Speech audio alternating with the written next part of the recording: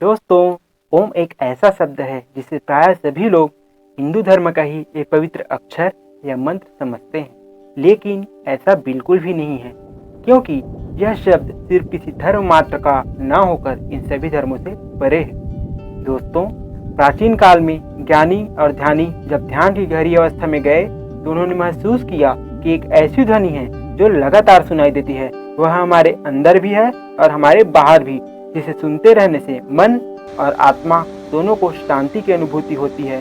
दोस्तों, वह ध्वनि कोई और नहीं बल्कि ओम ही है। दोस्तों, ओम वह ध्वनि है जो संसार के हर कण कण से निकल रही है। यह हमारे सूर्य, चंद्रमा, तारों और ग्रहों से लगातार निकल रही है। इसी ओम से ही इस ब्रह्मांड की उत्पत्ति हुई है। साथियों, ओम को अनाहत नाद भी कहते हैं, अर्थात एक ऐसी ध्वनि जो किसी आहट या टकराहट से पैदा नहीं होती। यह एक ऐसी ध्वनि है जिसे कभी न खत्म होने वाले ध्वनि की संज्ञा दी जाती है। इसे किसी ने नहीं बनाया, इस सारा का सारा ब्रह्मांड ही ओम है। यहाँ वहाँ सभी जगह ओम है, ओम ही है। साथियों, ओम एक शब्द है, अक्षर है, ध्वनि है। पूरे का पूरा ब्रह्मांड ही ओम से उत्पन्न हुआ है। सारे वेद, शास्त्र, उपनिषद सभी ओम से ही निकले हैं। हमारे चारों ओर, हमारे अंदर एक ध्वनि विद्यमान है जो ओम है, ओम ही है। मित्रों, ऐसा सोचना कि ओम किसी एक पर्टिकुलर धर्म की निशानी है, यह बहुत ही मूर्खतापूर्ण बात होगी, क्योंकि यह तो तब से विद्यमान है जब किसी भी प्रकार किसी धर्म का नामो निशान भी नहीं था। दोस्तों, इस संसार के सारे मंत्र ओम से ही निकले हैं, इसीलिए ओम को मंत्रों का राजा भी कहा जाता है। तथा आपको जानकारी के लिए बता दें कि सिर्फ हिंदू धर्म में ही नहीं, अपितु सभी धर्मों में ओम को महत्व दिया गया है तथा विभिन्न धर्मों में इसे अलग अलग नामों से पहचाना जाता है। साथियों, हिंदू, मुस्लिम, सिख, ईसाई, बौद्ध सभी धर्म ग्रंथों में ओम का जिक्र किया गया है। प्राचीन काल में महर्षि, योगी, ध्यानी, ऋषि, मुनि, साधु संत सभी इस ध्वनि को सुनने मात्र के लिए ही अपना सारा जीवन समाधि में व्यतीत कर देते थे। दोस्तों, हमारे अंदर भी ओम की ध्वनि निरंतर कंपित हो रही है, लेकिन आवश्यकता है तो सिर्फ इसे ध्यानपूर्वक सुनने की।